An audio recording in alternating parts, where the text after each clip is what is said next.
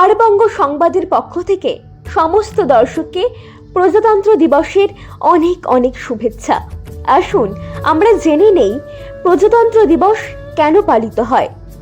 ভারতের সংবিধান কার্যকর হওয়ার স্মৃতিচারণে প্রতি বছর 26শে জানুয়ারি উদযাপন করা হয়। 1950 সালের এই দিনে ভারতীয় সংবিধান আনুষ্ঠানিকভাবে কার্যকর হয়েছিল, যা দেশটিকে একটি গণতান্ত্রিক প্রজাতন্ত্র হিসেবে প্রতিষ্ঠিত করেছিল। এই দিনটি ভারতের স্বাধীনতা সংগ্রামের চূড়ান্ত ফলাফল এবং গণতান্ত্রিক শাসন ব্যবস্থার সূচনা হিসেবে চিহ্নিত।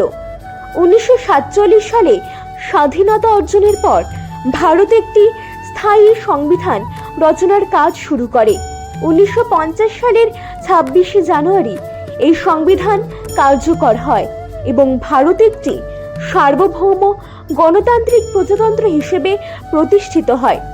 ভারতের সংবিধান দেশের সর্বোচ্চ আইন। এটি দেশের নাগরিকদের মৌলিক অধিকার এবং দায়িত্ব নির্ধারণ করে এবং একটি শক্তিশালী গণতান্ত্রিক ব্যবস্থার ভিত্তি প্রদান করে। এই দিনটি ভারতের জনগণের কাছে ক্ষমতা হস্তান্তর ও দেশের সার্বভৌমত্বের প্রতীক। সংবিধানের মাধ্যমে দেশের প্রতিটি নাগরিককে সমান অধিকার দেওয়া হয়। 1930 সালের 26শে জানুয়ারি লাহোর অধিবেশনে ভারতের পূর্ণ স্বাধীনতার ঘোষণা করা হয়েছিল। সেই ঐতিহাসিক ঘটনার সম্মানে এই দিনটি প্রজাতন্ত্র দিবস উদযাপনের জন্য বেছে নেওয়া হয়। জাতীয় পতাকা উত্তোলন এবং দেশাত্মবোধক গানের মাধ্যমে সারা দেশে এই দিনটি উদযাপিত হয়।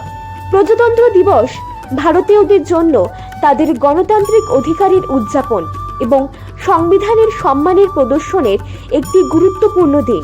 এটি ভারতের ঐক্য, গৌরব ও সাংস্কৃতিক বৈচিত্র্যের প্রতীক। ব্যুরো রিপোর্ট, আর বঙ্গ সংবাদ।